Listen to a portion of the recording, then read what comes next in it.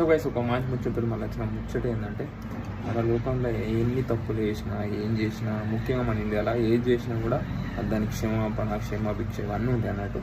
మళ్ళీ మన సమాజం కూడా యాక్సెప్ట్ అవుతుంది. ఇప్పుడు ఎవరైనా తప్పులు చేయని ఏదో ఏమైనా చేయని సమాజం అనేది ఘోరంగా యాక్సెప్ట్ అవుతుంది. మనకి పైసలు ఉండాలి కానీ ఇంకా డబుల్ ట్రిపుల్ యాక్సెప్ట్ అవుతుంది. ఘోరం అంటే ఘోరం. పైసలు లేవనుకో కనీసం వాడిని దేకని కూడా దగ్గర అని పట్టించుకోరు అటు ముఖాన్ని కూడా చూడరు. తప్పేసి ఎక్కితే ఇంకా మంచోడు అవుతాడు.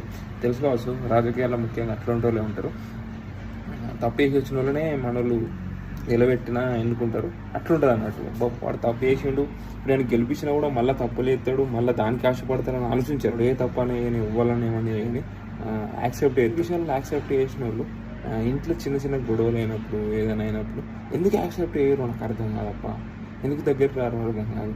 ఎందుకు అతన్ని దగ్గర తీసుకోవడం పెద్ద విషయాలు యాక్సెప్ట్ చేసిన వాళ్ళు మనల్ని చిన్న చిన్న విషయాలు ఎందుకు యాక్సెప్ట్ చేయరు నాకు అర్థం కాదు. మీకు కూడా అనిపిస్తుంది కామెంట్ అయితే